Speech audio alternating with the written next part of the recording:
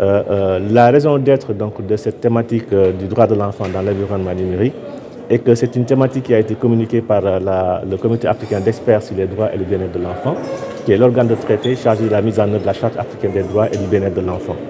Et comme chaque année, cet organe de traité définit une thématique pour célébrer la journée de l'enfant africain.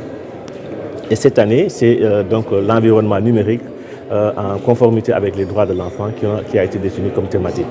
Et c'est une thématique extrêmement pertinente qui, comme l'a souligné tout à l'heure le garde des Sceaux, ministre de la Justice, met en exergue à la fois les avantages, mais également les inconvénients de l'Internet et de l'environnement numérique dans la protection de l'enfant. Comme avantage, il a pu citer bien entendu l'avantage social, éducatif, pédagogique, communicationnel qu'on peut tirer de l'environnement numérique, mais également comme inconvénient, il a pu également mettre en exergue à la fois la cybercriminalité, la pédopornographie et d'autres inconvénients qui peuvent toucher les enfants. Alors exactement, si on prend l'exemple des directives du numérique, avez-vous pris des stratégies pour limiter l'usage des enfants dans ce domaine?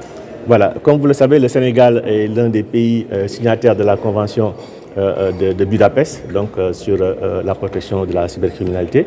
Mais également, le Sénégal est l'un des rares pays à avoir signé la Convention de Malabo, qui est une convention panafricaine sur donc, la protection en matière de cybercriminalité. Et également, sur le dispositif interne, le Sénégal dispose d'une stratégie nationale de protection des enfants en ligne. Et le Sénégal également est l'un des rares pays africains à avoir mis en place un portail de signalement numérique des abus d'enfants.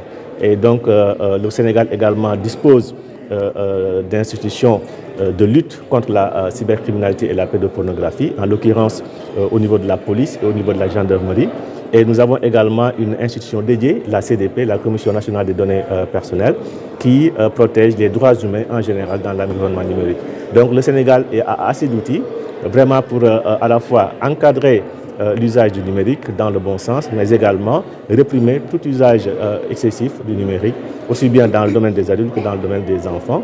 Et pour la limitation maintenant de l'accès au numérique, effectivement, on ne peut pas parler de limitation dans le bon sens où effectivement l'usage du numérique est un droit humain, est un droit personnel, et chaque personne a droit à l'information, à la communication, etc.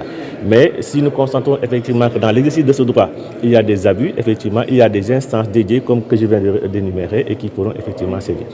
Alors aujourd'hui, quels sont les défis qui restent à relever pour une meilleure protection de l'enfant dans l'espace numérique? Les défis sont tout simplement l'éducation des enfants, donc à l'usage du numérique, puisque le numérique est un outil qu'il ne faut pas mettre à la portée déjà de n'importe quel enfant, à n'importe quel âge.